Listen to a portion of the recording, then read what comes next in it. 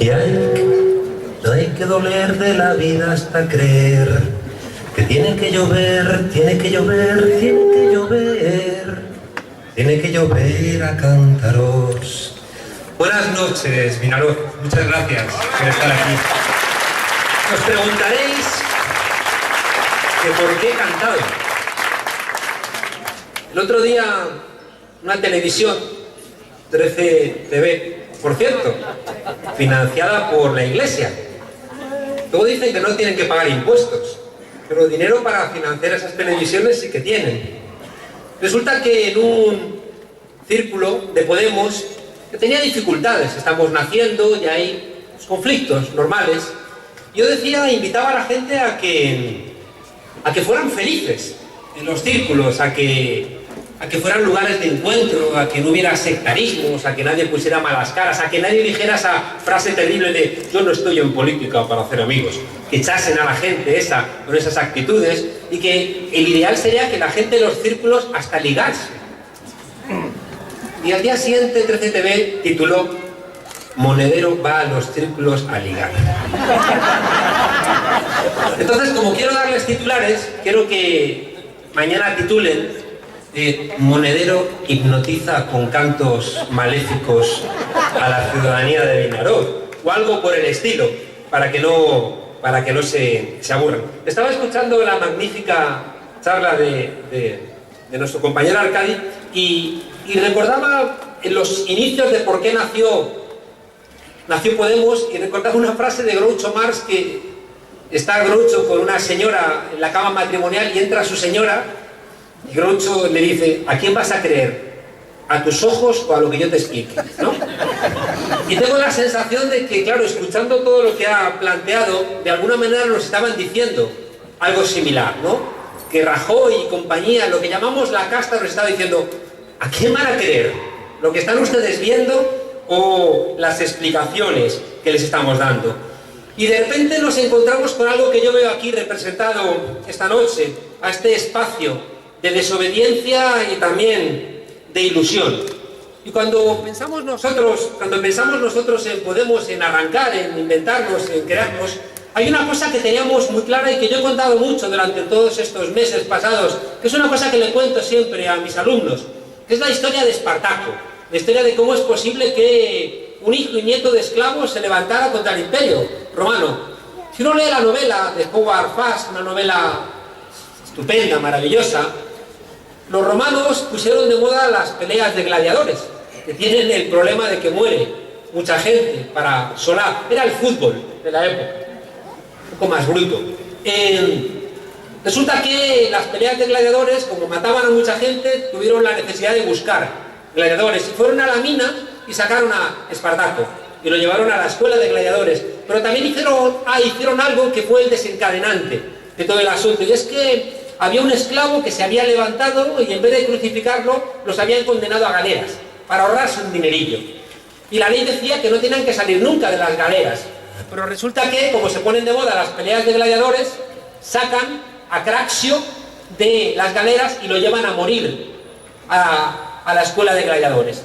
Pero tiene unos días y en esos días se da cuenta de que Espartaco tiene madera de héroe, y un día se acerca y le dice: oye, yo una vez fui libre. Y Espartaco no entiende ni siquiera la palabra, y Craxio le insiste: oye, que yo fui libre. ¿Pero libre eso qué es?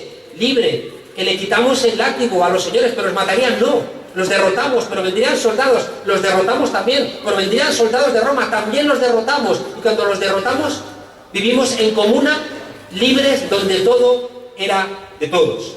Y de pronto a Espartaco la cabeza le hace clic, y de repente, fijaos, el dolor se convierte en saber, en conocimiento.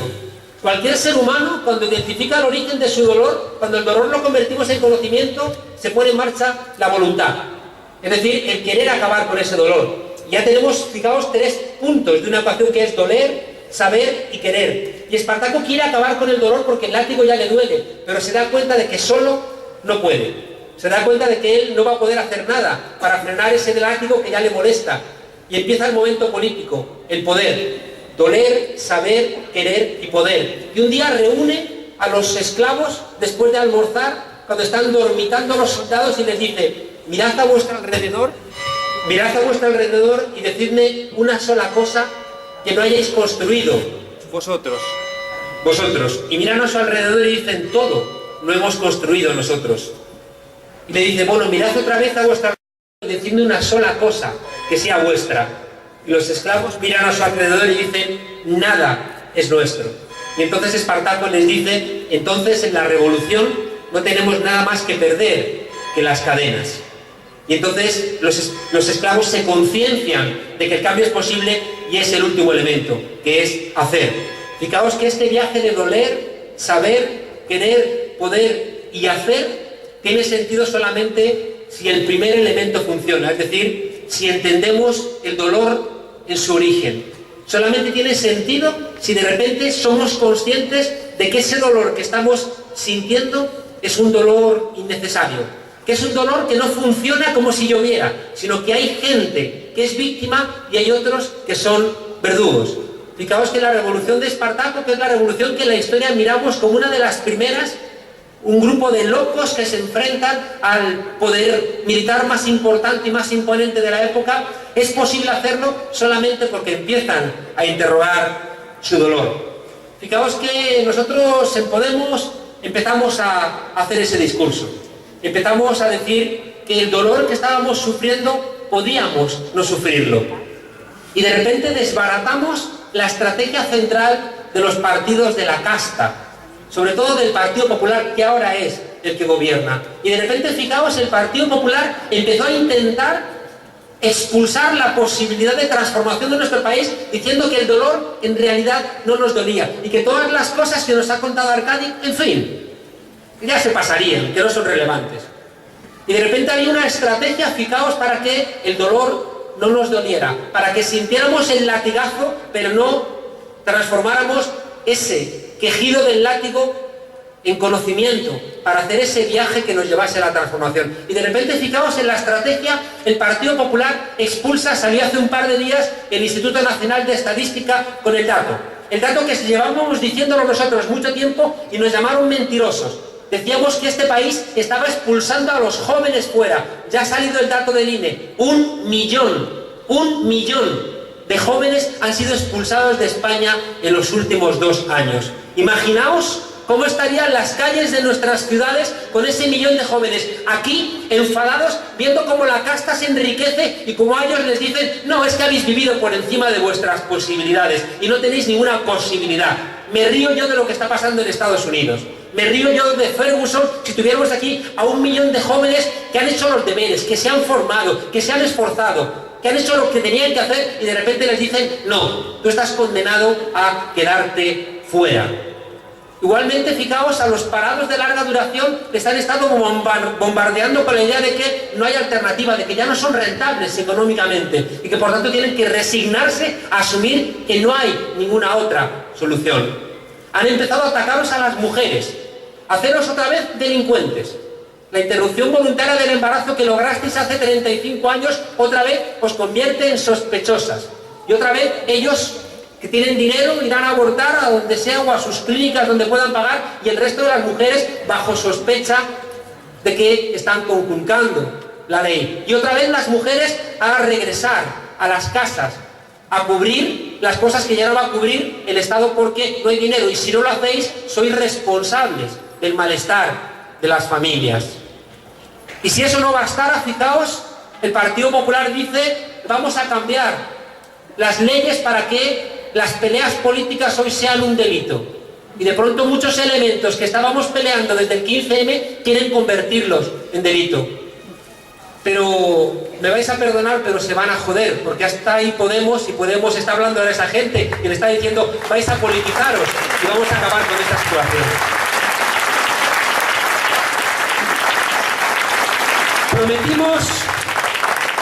Prometimos durante estos meses que el miedo iba a cambiar de bando. Y no era una frase que se nos había ocurrido porque sí, sino porque tenemos la deformación de estudiar y sabemos que el Estado social, ese que ahora están desmantelando, surgió porque el miedo cambió de bando después de la Segunda Guerra Mundial.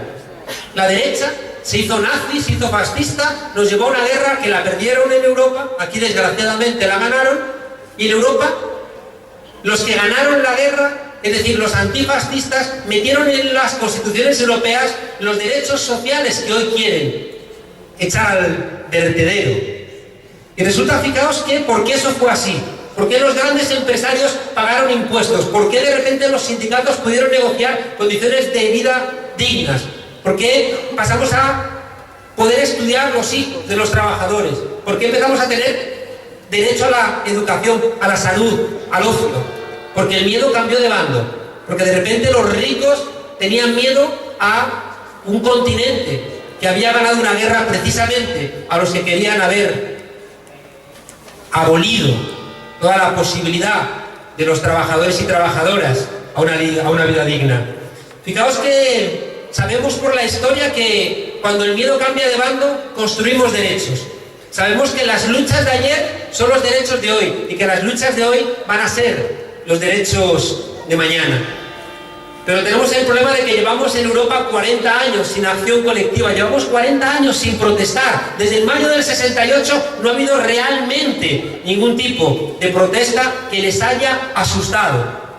¿Y qué ha ocurrido? Que hemos empezado a revertir todos esos derechos. Sabíamos que la única manera de recuperar ese espacio, la única manera de que no tengamos 6 millones de parados, de que no esté 1 de cada 2 jóvenes en el desempleo, de que otra vez no haya gente en nuestros países mirando los cubos de basura, la única manera de acabar con toda esa impunidad que nos contaba Arcadi es que el miedo cambie de bando. En 2008, cuando la crisis de esa gran empresa Lehman Brothers, salió Angela Merkel, Sarkozy, Obama a decir que había que construir otro oxímoron: capitalismo popular. Capitalismo con rostro humano. ¿Por qué hicieron eso? Porque pensaban que iba a salir a la gente a la calle a colgarlos de las farolas. Estaban convencidos de que la gente que tenía derechos y de pronto los había perdido iba a salir a reclamarlos. Y de repente dijeron, tenemos que cambiar esta economía de casino. Pero ¿sabéis qué ocurrió? Que la gente regresó a sus casas. Debiéramos aprender la lección. Lo hemos visto en la Plaza Tahrir, en Egipto. Lo hemos visto aquí durante la transición. Lo hemos visto ahora en 2008. Cuando el pueblo regresa a sus casas, el poder vuelve a acampar a sus anchas. Cuando el pueblo no le enseña los dientes a los poderosos nos hacen trizas. Por eso cuando nació Podemos dijimos, el miedo tiene que cambiar de bando, y nos presentamos a las elecciones y sacamos un resultado modesto, pero ¿sabéis qué ha ocurrido? Que el miedo ha cambiado de bando, y ahí tenemos el resultado de Podemos en estos meses. Ha tenido que abdicar el rey, ha tenido que dimitir Rubalcaba, ha dimitido Durán, ha tenido que dimitir Billy Meyer, ha tenido que Rajoy hablar de regenerar la vida política. ¿Cómo que no es posible cambiar las cosas? Aquí tenemos la prueba más evidente. Cuando el pueblo responde, ellos se asustan.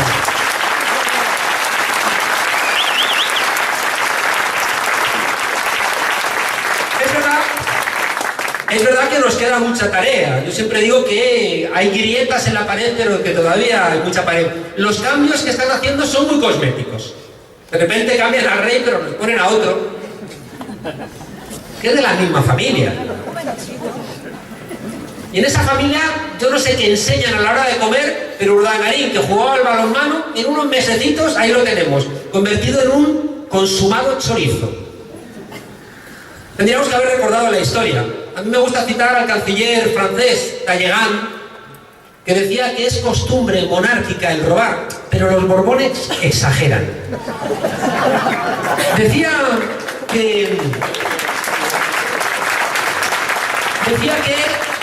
abdica el rey Juan Carlos y nos colocan a Felipe VI sin consultarnos a los ciudadanos, pensando que simplemente presentar a alguien un poquito más joven solventa el deseo que tenemos las españolas y españoles de decidir sobre la jefatura del Estado. El Partido Socialista intentó un cambio. Puso ¿recordáis? Una conferencia política hace poco y pusieron a Rubalcaba otra vez. Y dijo esa frase que todavía yo a veces por la noche me levanto bañado en sudor escuchando a Rubalcaba decir: ¡hemos vuelto! Que yo siempre decía, ¿pero a dónde te has ido? ¿No? Y contaba esta mañana que Jesucristo por lo menos tuvo 3 días fuera y luego resucitó. Pero es que Rubalcaba decía, hemos vuelto. ¿Y a dónde te habías ido? Y ahora han hecho un cambio también guiados estrictamente con la idea de que simplemente por presentar a alguien más joven y apolíneo y apuesto y guapo y atractivo y ya, pensando que solamente con un cambio cosmético se van a solventar los problemas estructurales que tiene el Partido Socialista, pero no es real. Fijaos que han empezado los cambios en España y los cambios son estructurales y por tanto no se van a poder solventar de una manera cosmética. El corazón de la ponencia de hoy es también el corazón de la razón de ser de Podemos. Nacimos para hacer un proceso constituyente en España. Nacimos para cambiar las reglas del juego. Cuando nos pusimos en marcha en diciembre, cuando decidimos saltar, cuando ya no aguantábamos más, a Rajoy diciéndonos ¿a quién va a creer? ¿A mí o a sus propios ojos? Dijimos, pues vamos a creer en nosotros mismos. Cuando decidimos ponernos en marcha éramos conscientes de que los consensos del régimen del 78, los consensos nacidos de la Constitución del 78 ya no funcionaban, que se habían quebrado y que esos consensos que habían servido para armar peor que mejor, mejor que peor, esa es otra discusión, pero los consensos que nos habían funcionado desde la Constitución del 78 ya nos servían. El consenso sobre la monarquía ya no nos sirve, nos ha mentido el rey. Nos dijo que estaba muy preocupado por la suerte de los españoles y nos enteramos porque se cayó que estaba pegándole tiros a la madre de Dumbo en África. Nos mintió, nos dijo que le dolían las cosas, pero no era cierto, estaba haciendo el ocio que hacen los aristócratas a 30.000 euros el día. Hemos visto en el entorno de la Casa Real ladrones. Y ya no creemos cuando el rey nos dice que todos los españoles son iguales, porque vemos claramente que no es igual la suerte judicial de la infanta o de Urdangarín que de cualquiera de nosotros. El consenso también, fijaos, territorial está reventando las costuras en Cataluña. La mayor fábrica de independentistas de este país se llama Partido Popular y está en la calle Génova de Madrid. Son ellos los que están llevando a mucha gente al callejón sin salida de decir, si España es eso, pues nosotros no tenemos mucho interés. No me canso de repetir que una de las cosas más hermosas que me ha pasado en esta campaña electoral es recibir bastantes correos diciéndome, si España es Podemos, yo no me quiero ir de España. ¿Y sabéis por qué ha sido eso? Porque somos la única fuerza federal en este país creíble y sincera. Creíble porque somos conscientes de que los pueblos de este país tienen derecho a decidir. Y que la única manera de que nadie se quiera ir es reconociendo el derecho a decidir. A veces uno tiene la sensación de que si tu pareja no te quiere, vas a hacer que te quiera a golpes. No, todo lo contrario, todo lo contrario. Y os decía que somos una fuerza federal, somos creíbles porque creemos en el derecho a decidir, pero somos sinceros porque como no queremos que se vaya ninguno de los pueblos que configuran los pueblos de España, tenemos que entender que realmente tenemos que inventarnos una España federal que merezca ese nombre. ¿Por qué no está el Tribunal Constitucional en Barcelona? ¿Por qué no está la Comisión Nacional del Mercado de Valores en Vigo? ¿Por qué no hay organismos de la Administración Central en el País Vasco, en Andalucía, en el País Valenciano, en donde sea? ¿Por qué no? Y resulta que de repente mandas los papeles que estaban en Salamanca, Cataluña, y dices, no, cuidado, como si se fueran a Noruega. Tenemos que reinventarnos, fijaos, porque ese consenso territorial que nos ha funcionado ya no funciona. El consenso sobre Europa. Los más mayores durante mucho tiempo estuvisteis mirando arrobadamente, enamorados de Europa, porque aquí teníamos una dictadura y todo lo que venía de Europa era positivo. Pero ahora, ¿qué viene de Europa? Vienen memorándums secretos que hacen que el presidente de nuestro país, Zapatero, cambie la Constitución. Porque la Troika le manda un memorándum secreto diciéndole lo que tiene que hacer, igual que a los italianos. El Banco Central Europeo, ¿quién ha votado al Banco Central Europeo? La Comisión Europea y el Fondo Monetario Internacional. El Fondo Monetario Internacional dictando la política de nuestro país, que se presenten a las elecciones. Que se presentan a las elecciones diciendo que quieren bajarnos los salarios, aumentar la jornada laboral, cargarse los sindicatos, acabar con la seguridad social en todos sus ámbitos, cerrar los hospitales públicos, que se presenten con ese programa. Y si ganan, tendremos que asumirlo. Ah, pero no operan así. Le mandan un memorándum secreto a Zapatero y junto con Rajoy reforman el artículo 135 de la Constitución española para darle prioridad al pago de la deuda por encima del gasto social. Enriquecemos a los ricos mientras que nuestro pueblo empieza a mirar en los cubos de basura. Se ha roto, fijaos, igualmente el consenso que también funcionó de que cada generación mejoraba el nivel de vida de sus padres y funcionaba ese ascenso social. Hoy se ha roto de una manera extrema, y ese dato de que otra vez, como en los tiempos de la dictadura, nuestros jóvenes tienen que irse exiliados económicamente de nuestro país, es el dato más claro de que los consensos de la transición se han roto. En ese sentido, fijaos, nosotros entendimos que tenemos que construir nuevos consensos, que era imposible que en España pudiéramos tener una democracia que mereciera ese nombre si no éramos capaces de reconstruir las bases de la convivencia social. Y empezamos a darle vueltas. ¿Qué hacíamos con la Constitución? ¿Cómo les gustaría a los miembros de la casta que nosotros estuviéramos en contra de la Constitución? Pero es al revés, son ellos los que reforman la Constitución, son ellos los que vacían la Constitución, son ellos los que no respetan las normas, son ellos los que nos han dicho durante mucho tiempo que no teníamos la madurez política suficiente para cambiar la Constitución. No abras el melón de la Constitución, nos decían constantemente, y de repente ellos, porque se lo mandan, los banqueros europeos van y reforman la Constitución y le dan un hachazo al artículo 1 de la Constitución que dice que España es un Estado social, y les da lo mismo. Me contaban en Argentina una historia que me hace pensar mucho en esta gente, y esto es... Estaba un zorro paseando por la selva y tenía mucha hambre. Entonces de repente había un cuervo en un árbol y se acerca al cuervo y dice: cuervo, venid, vamos a platicar, vamos a hablar un poquito. Y el cuervo le dice: nada, tú me quieres comer, ¿no? Pero no, venid, si quiero solamente charlar contigo un poco. Que no. Ven, tonto, mira, tengo aquí un decreto que dice que ya los animales no nos vamos a comer entre nosotros. Y el cuervo, el que se acerca un poco, ya no nos vamos a bajar, si esto ya ha cambiado un decreto, ya ha cambiado todo.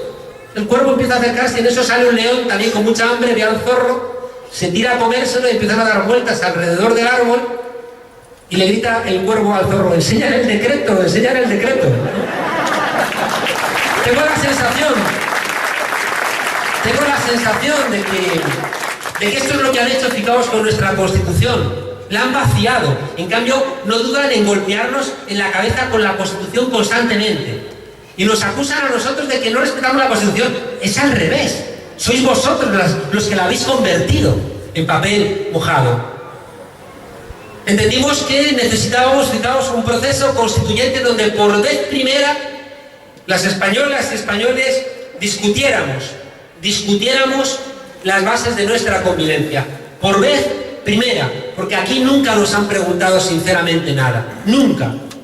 Murió el caudillo y nos dijeron que si queríamos o todo o nada con la ley para la reforma política. Y dijimos, pues bueno, la ley para la reforma política, ¿qué vamos a hacer? Después resulta que 7 padres, ninguna madre, ningún hermano, ningún hijo, 7 padres parieron la Constitución y nos la dieron enterita. Ahí la tenéis, ¿la queréis entera, sí o no? Oiga, la queremos discutir, que no.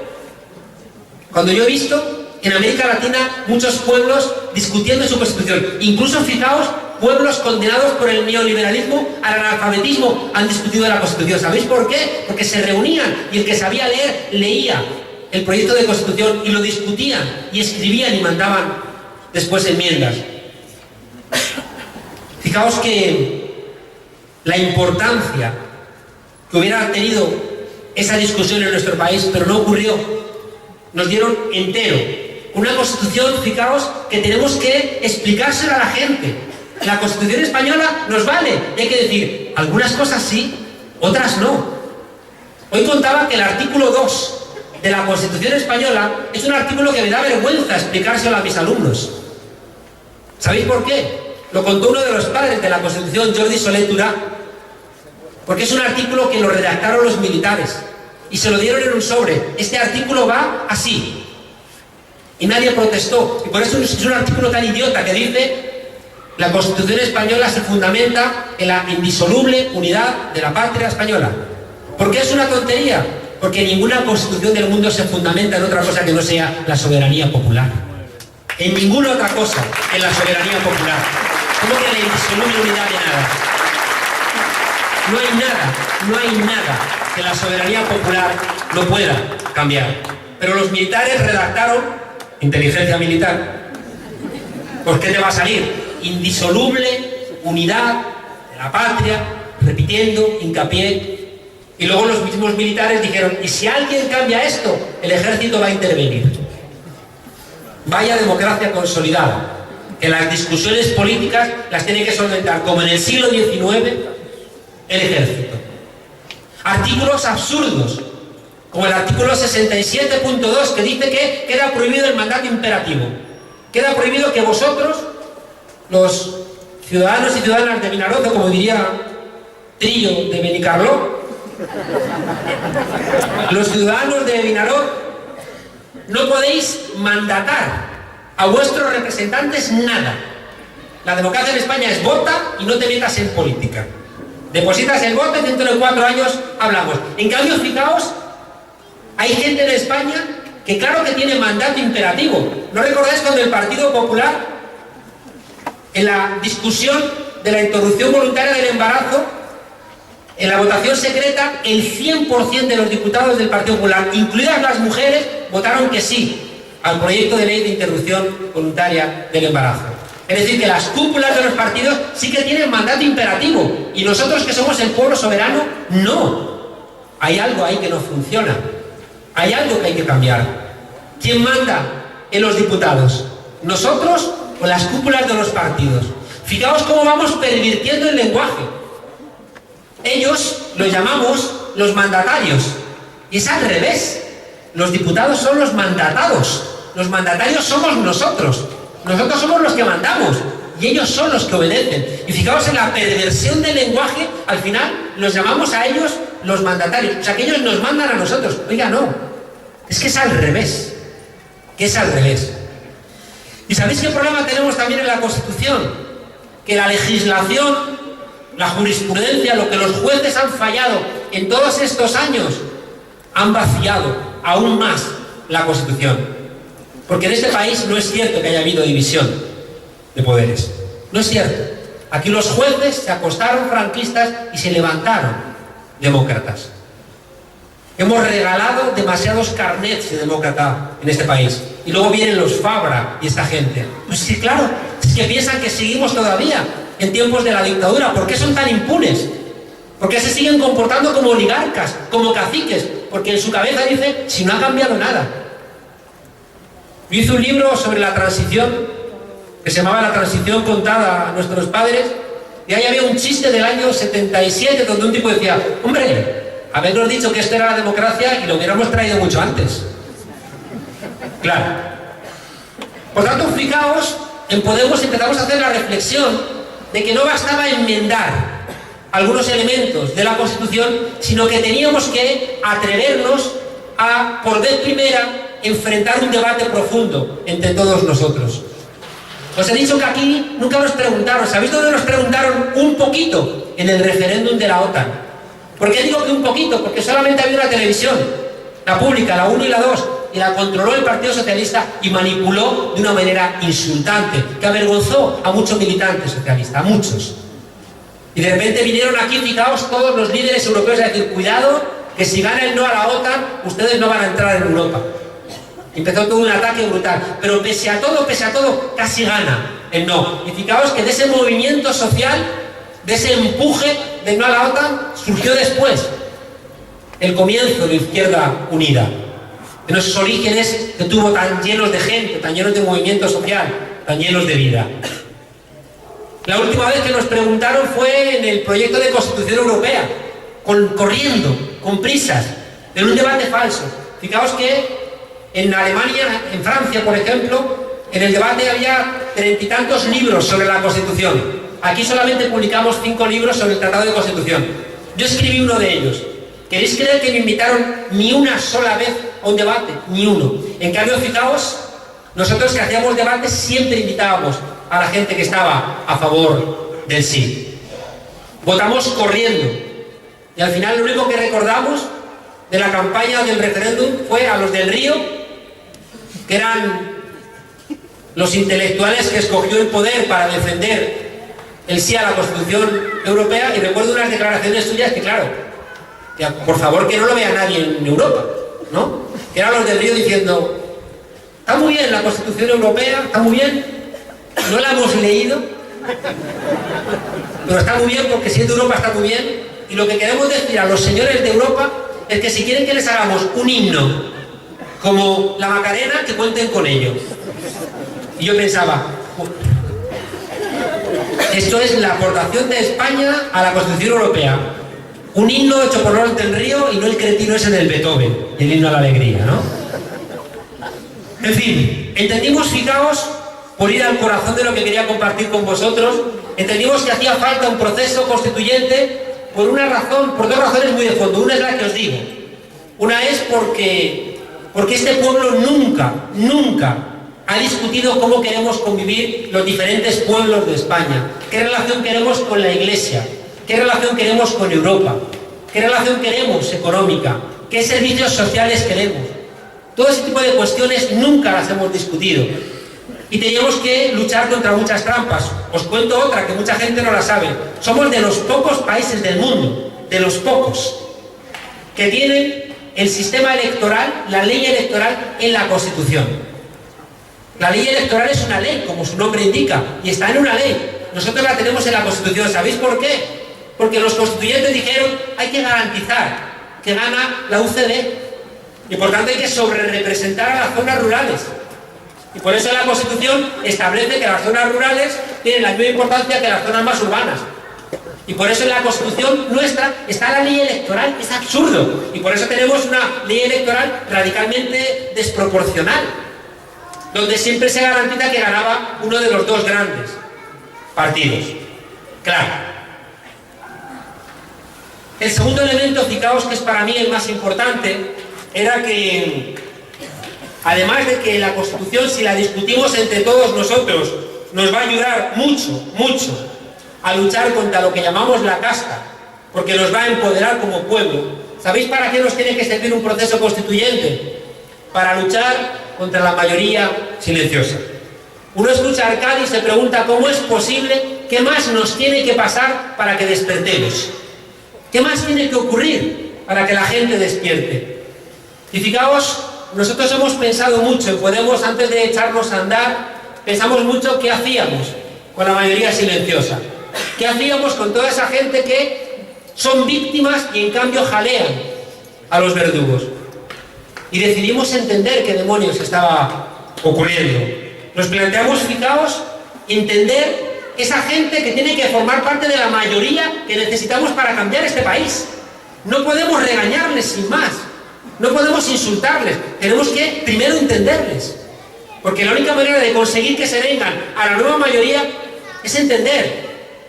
Y dándole vueltas, pensando, discutiendo mucho entre nosotros, entendíamos que la mayoría silenciosa tiene algunos elementos fuertes para ser mayoría silenciosa. ¿Sabéis que la expresión? Oye, yo hablo mucho, dime cuando me tengo que callar. ¿Puedo hablar? Sí. Decía que, fijaos, que la mayoría silenciosa es una expresión que utilizó Nixon cuando la guerra del Vietnam, para decir que los que están protestando contra la guerra de Vietnam son los perroflautas, pero la mayoría silenciosa está en su casa, apoyándonos, ¿no? ¿Qué es lo que hace que ese vecino que todos conocéis no se mueva? ¿Qué es lo que hace que esa vecina, que sabéis que está golpeadísima porque está en el paro, ella, su marido, sus hijos, sigue votando al Partido Popular? ¿Qué es lo que hace que esa gente que conocemos, que son decentes, honrados, siguen apoyando también al Partido Socialista, pese a que cambian la Constitución o pactan, como hemos visto en Europa, repartirse los cargos?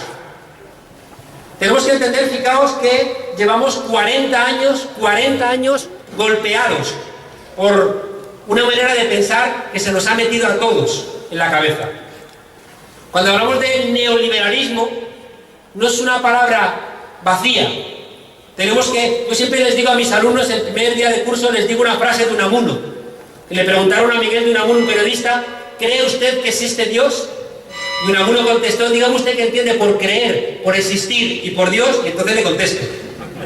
Tenemos que definir las palabras, no usar neoliberalismo sin saber qué significa. Neoliberalismo, ¿sabéis qué significa? Comportarnos como empresarios de nosotros mismos. Una sociedad neoliberal es una sociedad donde todos somos empresarios de nosotros mismos, donde nos pensamos a nosotros mismos como una empresa y a los demás como nuestros competidores. El sistema siempre nos ha querido fragmentados, porque si no estamos juntos, no tenemos más remedio que vendernos a lo que nos quieran ofrecer. Por eso ellos nunca han querido que estemos juntos. Siempre les ha dado pánico que nos juntemos en plazas, en sindicatos, en ayudas mutuas, en lo que sea. Les ha dado pánico. Quieren que estemos bien aisladitos y que si alguna vez nos juntamos sea en cosas que no nos hagan pensar mucho, como por ejemplo el fútbol. Mirad, vivimos en un mundo, España también, un mundo muy mercantilizado. Tenemos que entenderlo. Tenemos que entender que todo se ha convertido en una mercancía, todo. Estudiar, la amistad, viajar, el ocio, el deporte. ¿Y sabéis qué ocurre? Que cuando todos somos una mercancía, tenemos miedo, porque no sabemos si vamos a ser rentables o no somos rentables. Y eso nos produce un profundo miedo. ¿Y sabéis quién pesca en el miedo? Los conservadores. Cuando alguien tiene miedo, va a ser rehén de las políticas de la derecha que te van a decir: tu enemigo es el inmigrante, tu enemigo son los políticos, tu enemigo es el sindicato. En este mundo, fijaos, mercantilizado, donde todo es una mercancía, tenemos miedo.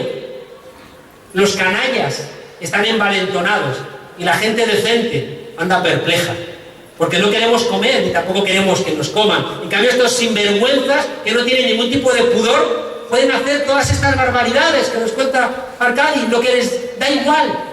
Si nos ven, no nos ven como seres humanos, nos ven como mercancías a usar. Nos pueden hacer eso, nos pueden violar, matar, y encima dicen que no somos muertos, que somos apenas daños colaterales. El segundo elemento que hace que nuestro vecino no esté con nosotros es que tiene un trabajo precario. Y porque tiene un trabajo precario sabe que cualquier error le puede mandar otra vez a la casilla de salida, y sabe que si pierde el trabajo igual no tiene otra segunda oportunidad, y eso le genera un profundo miedo. Sabemos en Podemos, y nos hierve la sangre, que aquí en los países valencianos, en el País Valencià, en Vinaroz, en Castellón, en Valencia, sabemos que el Partido Popular utiliza el miedo para que no protestéis. Sabemos que os persiguen. Sabemos que a la gente que de repente dice algo ya no lo contratan. Sabemos que se están persiguiendo para que no podáis tener democracia. Y os damos las gracias. Somos nosotros los que os aplaudimos a vosotros. Por valientes, por héroes. Porque hay que ser muy corajudo, hay que tener mucho valor para aquí hacer lo que estáis haciendo vosotros, de desobedecer. ¿Cuánta gente me ha dicho, Juan Carlos, me da miedo estar aquí porque si me ven puedo perder mi trabajo? Así han construido estas redes clientelares, entregando puestos de trabajo como si el Estado les perteneciera, sin vergüenzas. Y ellos saben que nosotros sabemos que son unos sinvergüenzas, por eso nos tienen tanto miedo. Y hacéis bien en tenernos miedo, porque vamos a ir a por vosotros. No os quepa la menor duda, no vamos a permitir más que tengáis a este pueblo asustado. Os habéis cansado.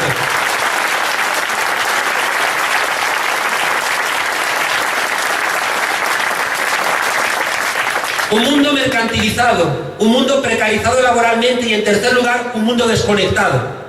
Es curioso que en esta sociedad supuestamente interconectada estamos muy solos, no sabemos quién vive arriba, no tenemos realmente tantas redes, trabajamos demasiadas horas, nos comunicamos a través de los medios de comunicación, pero nos vemos menos, nos encontramos menos. ¿Y sabéis qué ocurre? Que también tenemos miedo, porque estamos solos. Fijaos qué razones profundas para esa mayoría silenciosa. ¿Por qué os cuento esto? También para ir terminando. Porque si queremos entender que esos tres elementos los tenemos que revertir. Tenemos que dejar de convertir el mundo en una enorme mercancía. Tenemos que salir de ese juego perverso, donde todo se compra y se vende, y si algo no es rentable, algo no funciona. Tenemos que desterrar ese tipo de cuestiones de nuestra cabeza, y tenemos que meterlo en la Constitución. Tenemos que meter en la Constitución que el agua no es una mercancía. ¿Sabéis por qué en la Constitución de Bolivia el agua está entre los primeros derechos humanos? ¿Sabéis por qué? Porque en 2000 se partieron la boca porque les quisieron privatizar el agua. Las revueltas de Cochabamba, en Bolivia, donde ese pueblo se echó a la calle porque les habían privatizado el agua. No tenían agua y dijeron, pues no tenemos agua, no tenemos vida, y entonces nos la jugamos. Y pelearon y ganaron. Las luchas de ayer son los derechos de hoy, las luchas de hoy van a ser los derechos de mañana. Pelearon por el agua, ¿y dónde está el agua hoy en Bolivia? En la Constitución boliviana, como un derecho humano, claro.